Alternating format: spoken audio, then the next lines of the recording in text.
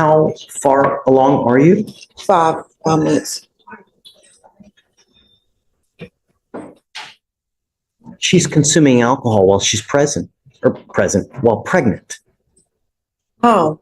You're 5 months pregnant. You have positive alcohol usage on August 3rd. This is the first red flag moment. The judge isn't debating feelings here. He's focused on data. In probation cases, devices are treated like neutral witnesses.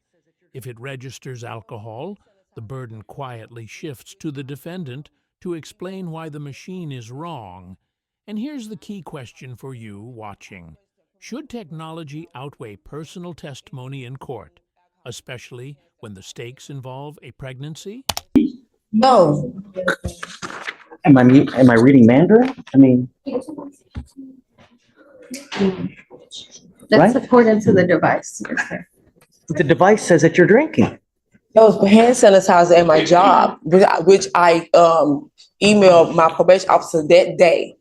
It's not alcohol. That's why they took me out the register and put me on the floor to where I won't be around anything that consume alcohol, which is the hand sanitizer at my job. And I let my probation officer know. Sanitizer dissipates in a matter of a second. Once you put it on and you're done like this, it dissipates in a matter of seconds. But they write down all the registers and stuff. I have not consumed any alcohol at all. That's not what this report says. Not only does this report say that you're consuming alcohol, you have excessive skips while you're on probation as well. Your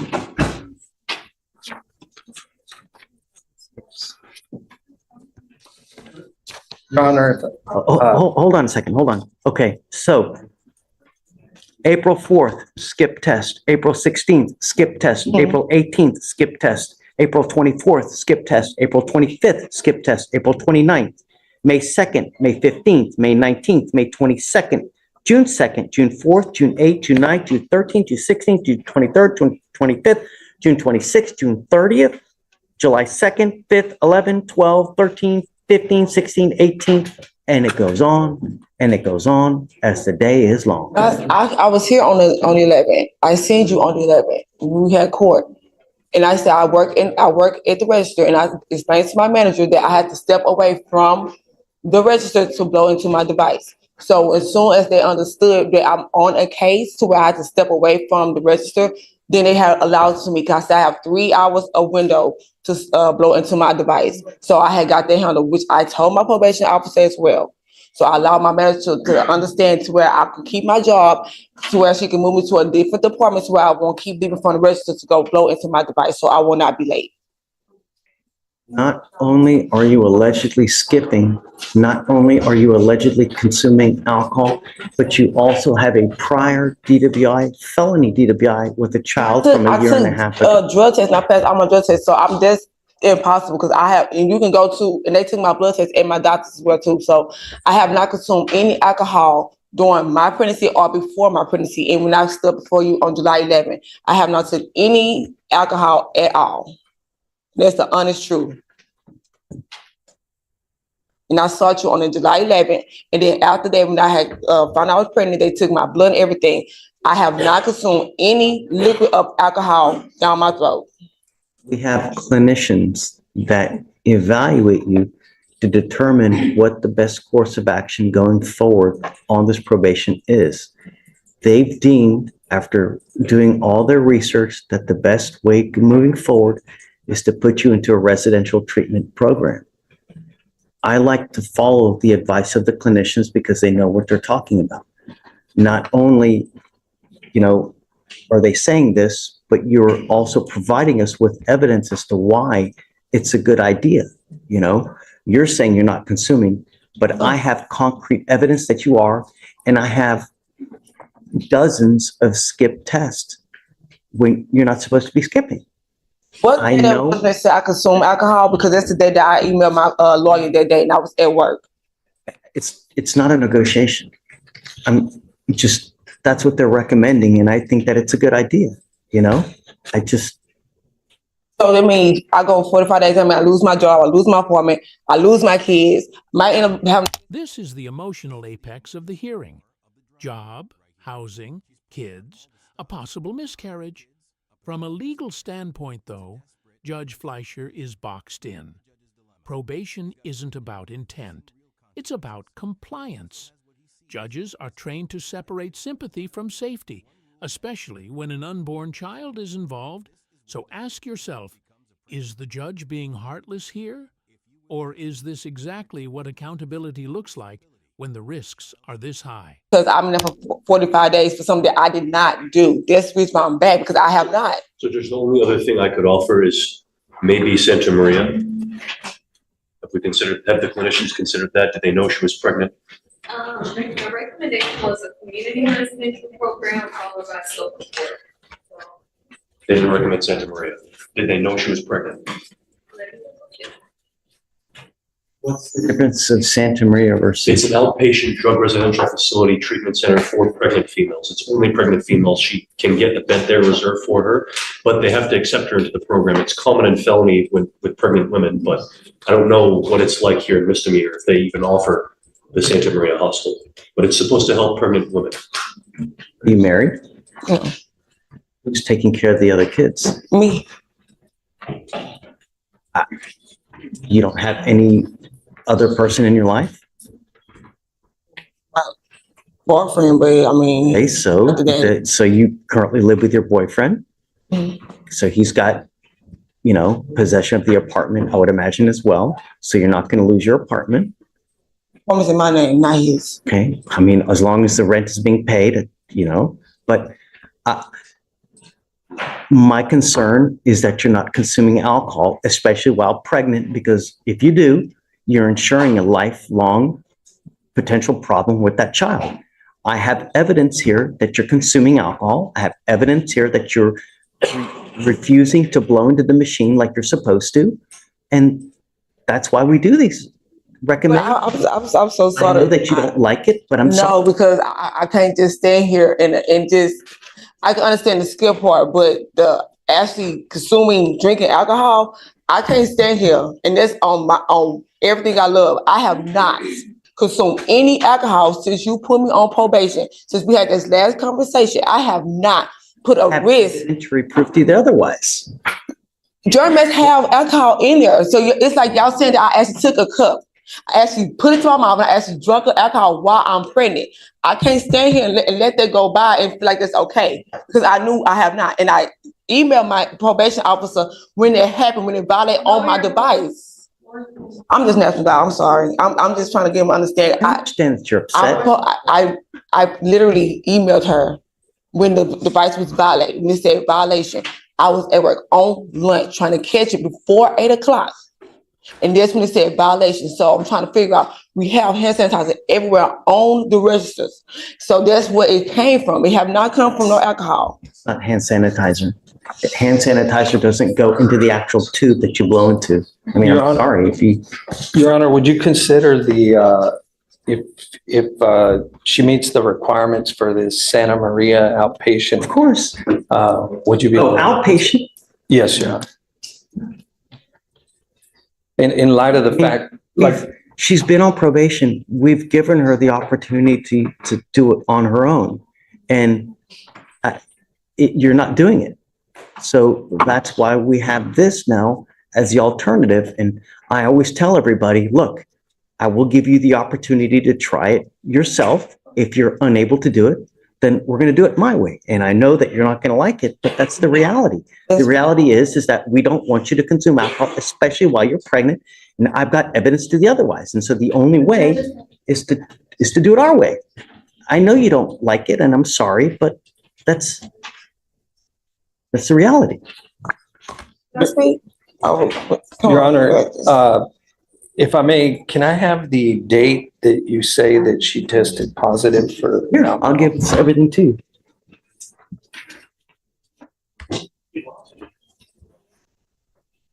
If you want more time to take a look at it, just you guys hang tight, go take a look, and we can come back up here and talk. Don't leave. Otherwise, I'm going to issue a warrant. Yes, sir. Francisco Negrete. Mr. Negrete, you're charged with racing on a highway. You're facing up to 6 months in jail and or a $2,000 fine. We're going to do probable cause. You have the right to remain silent. Anything you say can or will be used against you. You have the right to have an attorney present. If you cannot afford one, one will be appointed to you, sir. Okay. On October 20th, 2024, officer observed two motor vehicles traveling on West Grand Parkway in Harris County, Texas. Officer observed the motor vehicles positioned side by side, slowed at pace, then one motor vehicle sped off excessively, then slowed to a speed where both motor vehicles were side by side. The officer observed this on 3 occasions. Officer observed both motor vehicles come to a stop at an intersection, roll down the windows, and appear to communicate. Officer observed both motor vehicles rev their engines and speed off excessively when the light changed. A traffic stop was initiated and one motor vehicle sped off. Officer made contact with the defendant. The defendant stated he did not know the driver of the other motor vehicle. He intentionally placed the motor vehicle side by side with the other motor vehicle and stated, "We were rolling," when asked about the purpose of the position. The defendant stated they wanted to find out which car could go faster. He has an eligible driver's license. Do you have any kind of indication as to how fast they were going? Were they, I'm looking, Judge.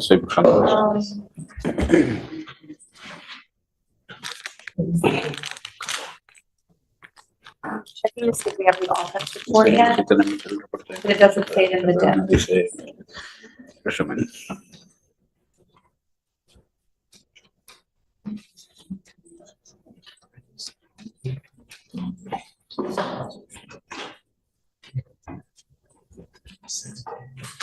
Mr. Negrete? It doesn't say, Judge, I'm sorry. Mr. Negrete, I'm going to find it probable cause to go forward with your case. I am now putting a condition on your bond not to participate in any racing, street takeovers, donuts, reckless driving. If I find that you do this again, I will take away your privilege to drive. Do you understand? Living in a city as big as Houston without the ability to drive is an awful thing. This is where Judge Fleischer shows why courtroom honesty matters. "We were rolling" isn't just a slip, it's an admission. In probable cause hearings, defendants don't need to confess outright. They just need to say enough. And Fleischer doesn't yell, he educates. Losing your license in Houston isn't symbolic punishment, it's life-altering. So here's the takeaway. Should judges scare defendants straight with real-world consequences? Or Do is you that understand there are proper places to do this? 610 or 59 or the tollway, that's not the right place. It's now a condition of your bond. Do you understand?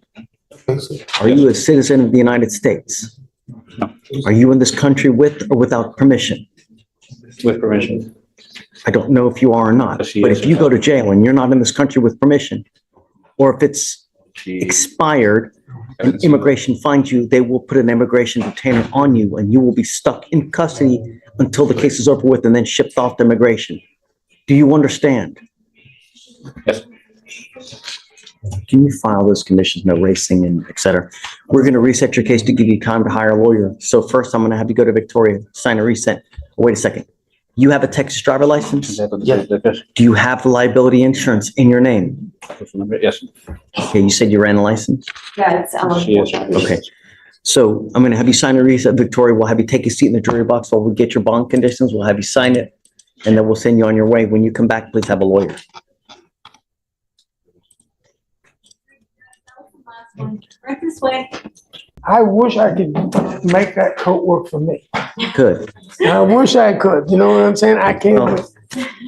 Let me tell you, we're not very impressed with Miss Martinez, I guess, huh? Is she here? Well, they are semi-impressed. At her? Yes. Come up, Miss Martinez. The district attorney has recommended that they extend it, with your permission, 3 months to prove and demonstrate that she can comply with the requirement. She's done everything else. She didn't ever test positive. She just had Just do test. 3 skips and 6 late. That's where she's at. And the CLO was kind enough to give me that information.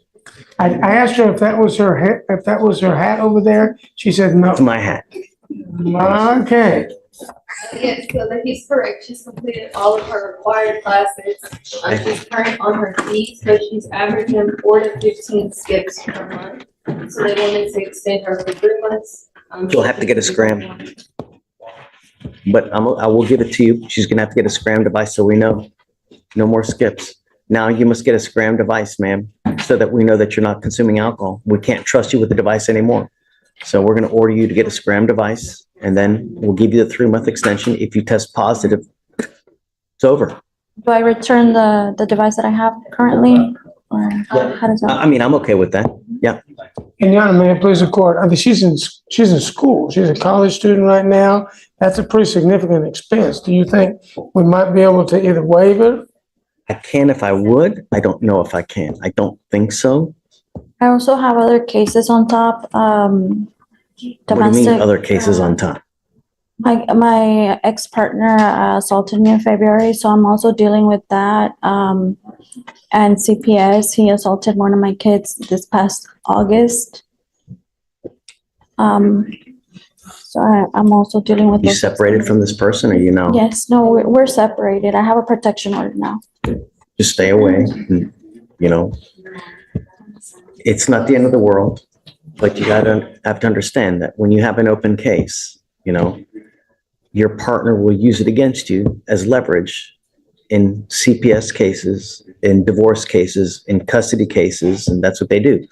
So you got to be careful. Don't give anybody leverage so that they can use it against you. You know, this is the opportunity that you have, and it's a very great opportunity because if you complete it, the case gets dismissed, and now you're here because you have violations.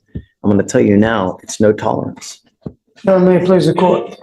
Could we, and I understand it's expensive to get that device. Could we set it for, say, if she gets it and then in a month, see how she's doing? Because I mean, she's just struggling as it is. I'll have it with you. Half the time, a month and a half. Okay. No skips. She's doing well. We'll come back. She'll have to have the other device. Okay. And then I'm down with that, Mike. Thank you very But much. like I Your Honor. said, any positives, and I don't care what it is, there's absolutely no tolerance now. I will not give you anything positive, I will not reset your case anymore, and I'll immediately set your case for trial. You understand? There's just no excuse. If you need to find an outlet, if you are, you know, having a rough time with life in general, there are other releases that you can use. Alcohol is not a good one. And as I said, she has to modify her behavior so that she tests within the period of time. I mean, they're not indicating so far that she's tested positive. She just. Well, we don't have blows to prove it. And that's I the, understand that, and that's all the evidence we got. that when you don't test, we make assumptions. And the assumption is that you're drinking, and that's why you don't want to test. Some of those, I can say that there was a couple of them that were late, not on time, but I did late because my sleep schedule has been off due to college and dealing with, you know, the cases. The judge he's made the decision. You don't have to We say have to anything. have it for 45 days. And You don't, we make assumptions. And Brown, so where does she go to get that? Okay, so Mike, halfway, she's good, then we'll. thank you. Your Honor. You have a great day. Thank All you. 6 weeks, Jen? 6 weeks? I have Wiggins. Lindsay, I'll hit you next. Wiggins is the one that Anna is on. So I asked your clerk to put the motion to appoint second chair in your queue. Fine. He's set today. Anna wants him set Monday to address. Have Wiggins? Yes, he is here. Bring him out. So I spoke with, it takes me everything to not say the word Mikey, with Mr. Haddad. Why? Well, You normally don't know. That's what Munir calls me. I guess it's a term of endearment. It is a term of endearment. That's why I let him call me. it is a term of endearment. I try to have some level of respect and not do it while at the bench. But I spoke to Mikey, and It's Chief Mikey. Chief Mike. he's busy chiefing, Judge. So the jail calls exist in two separate computer systems. So they do exist, and a DA has listened to them, but their ability to listen to them is separate from them having their ability to share them. So they have requested the files be duplicated, and that has not happened. So they do exist, and they confirmed and they've listened. We don't have copies. Have you listened to them? We don't have them yet, Judge. They've been requested. They have not been uploaded. But have you listened to them? No. So, To my understanding, can I listen to them before they're? and speaking of Mr. Haddad, there was a note from a prosecutor that had. So, I just want to know if it's true. so third person hearsay for Mr. Haddad, yes. So Judge, there's a software called Virus in which the state can listen to all jail calls made by securities, I'm sure you know. But we don't have them in our possession until they're requested. I just saw a note from a prosecutor that they may have listened to a call, but that's, like when you said it's hearsay, I don't really know if that's true. I just know that we have requested them last week, but they're not in the portal for the defense to access quite yet. Who listened to them? That was the deputy or the investigator last week who made the phone call. I think the felony prosecutors. So can they confirm what the allegation is? Because I don't want to keep him in ag seg if he didn't do it. I want to put him in Gen Pop if he's been good. But if he's not, I will say Ag Sag versus Gen Pop, not gonna change the safety of the victim. Change the level that she can be annoyed by potential phone calls, but he's not going to be able to harm anyone over the phone. I mean, Judge, we you don't know that though, because who knows who he's calling, who knows what he's saying for something to get done out there while he's in here. I don't think there's any allegations of him speaking to a third party about any of this. Well, Judge, even though we may not have personally listened to them, we have the complainant that she's the one that reported it to begin with, that she was receiving the threats from this defendant. That's how we know. Judge. How long until we get the actual phone calls? They were requested last week. So, Judge, they usually take a couple weeks to actually get into evidence. I would say 2 weeks. I'm trying to get the phone calls as quick as possible so that we can verify what the allegation is. Don't speak, don't. No. Don't question. I'm just telling you, from the last hearing that we had, what the allegation is. The complaining witness has also come forward to verify that there have been threatening phone calls. I can give you a recitation of the facts, not in front of all of these people. So I'll talk to you about that in the back. When we mean no threats, we mean no threats. So understand, I'm trying to get it as quick as possible so that we can move forward. I don't want to keep you in ag seg if it's not true, right? I know Miss Edie wishes to address the segregation unit inside the jail. I believe she wishes to do that on Monday. She's of course at a training today. Yeah. Okay.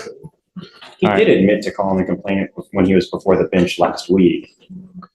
I have notes in here that he admitted that. He just said, Can you get them as soon as humanly possible so we can make this definitive one way or the other, yes, please? Judge, they were immediately requested. Do you think that we should subpoena the officer here? Would that make things go quicker? No, Judge, I mean, generally, the jail has received our requests. It just takes a little bit of time because generally these are hundreds, thousands of calls that they have to put on the portal, Judge. It takes time. We just need a little bit of time. That's it. My understanding with my conversation with Mr. Haddad is that they can be listened to by the DA now. So if you like, we can send somebody, I can go with the DA and Listen to it too? Well, yeah, Judge, the problem is, again, there's thousands of these calls most likely. So to actually get to the call where we know the threat was made is going to take a long time. We need the investigator to give us the date and time. Imagine the logistics of trying to identify the phone call, the time. Well, my understanding is it's like a filter. You just put in either the time and date or even the number dialed. So I think you would have the CW's number. We put it off for one more week since it's already been a week? Can we do 2, Judge? I think if we do 2, I mean, and if we get them beforehand, Conrad will do his due diligence. He will contact Munir. We can get it on the docket earlier than 2 weeks, but I don't want to keep putting it on when Mr. Wiggins is not going to get anything out of it. I want to set Monday to address the SEG because while I'm here and speaking confidently about one thing, Miss Edie is going to speak confidently about another, which is the segregation, and I have no information about how that works. I know she wishes to have a conversation with the court. So I asked to keep them on Monday. Yes. And assuming that they can listen to them, figure out how, perhaps we can all go into a room on Monday and do that very quickly. Let's see. Yes, Judge. If you can, wonderful. Let's try it. All right, thank you. Okay. All right. Mr. Wiggins, we'll see you Monday. Thank you. Hi, guys. I'll bring her 2 hours right now. Nathan, anything else you wanted to talk about? I've got another client who is considering pleading. And if she makes a decision to plea, I might have to preview it to you to make sure you would accept. Last name Kurtz, K.I. Nolan Kurtz, his last name. Is it a DBI second? No, it's a first, PTI, she was unsuccessful. She was on I'm it for okay some with time. it. You want time served? Yeah, I'm okay with it. okay. She's still considering As it long now. as it's not like a second, No, it's not a second. no, She's considering it now. she's in PTI now? She was just kicked out of it. She was kicked out. Yes. They don't want to keep running. No, she tested positive once, I think in March, had a traumatic June, admitted to consuming alcohol in June after being placed on zero tolerance, and then there were some skip tests on the blow and go. Okay, you guys tell me what you want to do. Well, she's making a decision now. So, If, I'm gonna set up a trial. well, and that's her decision, is to either plea or So say what, Kurtz, you said with a K? Nolan Kurtz. Last name is both Nolan and then Kurtz. Is that? Oh, it's 565, so it gets like a very short, Yeah, yeah. tell her it's a short trial setting. So, I don't know grammar. What is a straight line? A hyphen. A hyphen. So Nolan hyphen Kurtz. This shows you how much I paid attention in English. Washington? So we'll, What do we owe the honor of El Famoso Arnold Logan? No, Judge. I mean, really? You're the famous one. No, it's you. My son sends me videos of you from Chicago. Oh, wow. Really? No, I had a person reach out to us from Israel yesterday. I was like, wow, crazy, huh? You're famous. No, whatever. When I told my dad I was starting in this court, he was like, Judge Fleischer, I've been watching him. So my dad has been watching you apparently for a few months. Wow. Judge, He's seen me on it. Judge, I'm on, well, actually, one of my lawyers is on, It's a bond violation. right? yes, he is, Judge. But we reached an agreement, but only, can we reset it for a week or so so I can get the lawyer to come? What's the name? Pedro Morales Velasco. It's just that I have another pressing issue going on. Morales.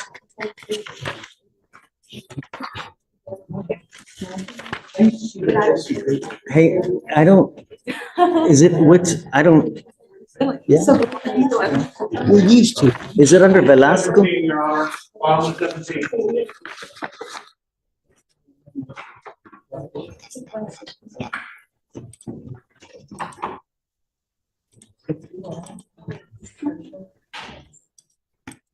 Just a week or so, Judge. I've had a lot of problems with this guy, man. But you won't have any, He's not blowing positive. He's drinking. you won't have any problems anymore, Judge. Come up. Velasco Morales. He's also a Spanish speaker, Your Honor. Let's just go ahead. Let's go, because I need to go back in the box anyway. No, hold on. Okay, he's a Spanish speaker, so Come on. ¿Qué te dije que no puedes hacer? ¿Qué te dije que no puedes hacer? ¿Qué hiciste? ¿Qué pasa ahora? ¿Qué pasa ahora? eres en la cárcel. Right, goes with you. No. Yo te dije. Dile mi esposa. Judge, we were getting the plea today, after all. We had a probation plea on it. We can do it today, Judge. But he's blowing really high. And it's, Judge, if we can't possibly work it out with the, I'm happy to do it. let's work it out today, okay? Okay, we can take him now and then we'll let you, whatever you want. Yeah. I'm approaching Mr. Hubler. He's in the jury box. He tested negative today, so that's some good news. And he's also checked himself into an inpatient drug rehab program with Salvation Army. And Mr. Hubler, Judge, I'm sorry, he's right there in the jury box. Send him for a drug test, right? Yes, Judge, he tested negative. Come up, Mr. Hubler. And Judge, I have an agreement with the state where if he completes that drug treatment program with Salvation Army and also gets employment and some residential information, that they'll dismiss the case. And so, Good job testing negative. So, Great. That's all we're asking you to do, man. Yes, sir. Stay clean. That's all. I'm not asking you to split the atom here, you know? When you're clean, good things happen, you know? The other thing is this, is that you've taken off on us. I did, sir. I didn't have a way. Judge, can I to explain get that? here. Sure. Judge, he was in Tomball at the time. He had no transportation, and isn't that right, Mr. Yeah, I Hubler? was homeless. So today he walked from Salvation Army to here for court, but he just had no transportation, Judge. And he let me know that before court that he couldn't get over here. Yeah. There's no. Why are you excuse. homeless? Man, I screwed my life up. I had 3.5 years clean and sober, and I got. All of a sudden you boom homeless? That doesn't happen. No, I left the place up. My friends I was staying with, they were back on drugs, and we got into a big argument and fight. And you have in your life now? I have my family. We're just being. I know I was on drugs. My family doesn't accept that. Good, as they shouldn't. Exactly. I don't want someone who's in my house all doped up. They're just,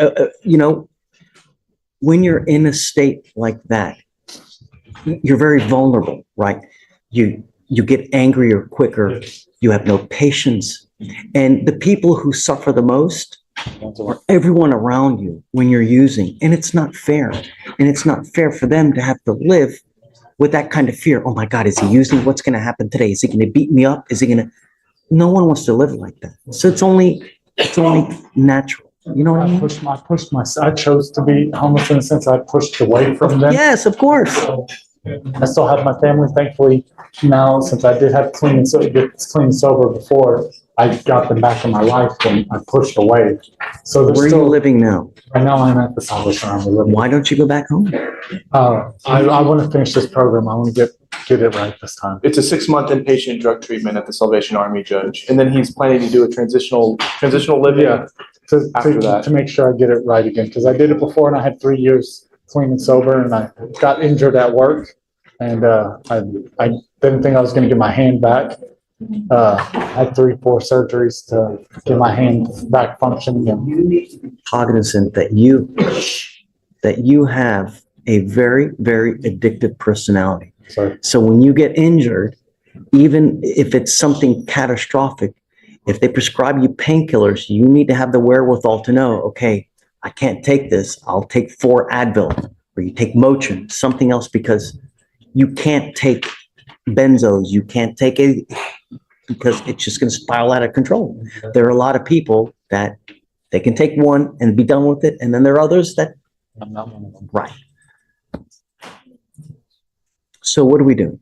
So Judge, can we get a little bit of a longer reset so he can keep doing that program with Salvation Army, and then maybe we can. I don't know, because I want to make sure that he's clean and sober, and I need to know that he's not using while he's out there. So I'm happy to give you a reset, but longer, I don't think that that's a wise thing. Do you want to drug test him in 30 days, Judge? What is your thoughts? Do they drug test me randomly there all the time? How long of it, for this to work out for a dismissal, how long are we Well, talking? it's a 6-month program he's doing, and then he's going to the transitional living facility. Yeah, and there he's planning to get employment, and I think that Michael wants proof of some sort of employment after he completes it. You know, Michael, I'm on board with you. I think it's a great opportunity to dangle a dismissal for proverbial sobriety, right? Sure. But I think that, number one, we need to know that he's enrolled, because how do we know that he's enrolled? Other than his. I can get some sort of paperwork. Could you text that documentation to me and I can give it to the judge? Yeah, Here. Can you write your number down? Because Sure. I don't have my cell phone. They take your cell phone for. In life, you're only as good as the proof that you have. If you don't have proof, you don't have anything. I understand. I'm not going to take your word for it. Like, I don't take anybody's word for it. I need proof. So, and I think that. Judge, I will say I am proud of the defendant, because this is the way he presents himself today, so different from his arraignment. It is so different. And I know he fled a couple times, but I think this is all stemming from his lack of sobriety. So this is why I made the offer that I made in this case. Good things happen when you're clean, Yes, right? sir. Right. So let's do this. Let's set this off just a couple weeks. 2 weeks. I need proof that you're in the program. I need you to get it to James. Don't flake out on us again. Because if you don't, No more PR bonds. You understand? So if you can show me the proof that he's actually enrolled before the next reset, I'll waive the appearance. Yes, Judge. Okay? And then you stay in the facility, just take it day by day, get it done. And then from there, we'll do like 30-day resets to make sure that he's in compliance with the program. He's still in it. If it gets too long and you get booted out or you're not doing it, I'm going to set your case for trial. So just stay with it. Good things will happen for you. Okay? Thank you, Judge. I'll get a 2-week, for now. Good job, Mr. Okay, for sure.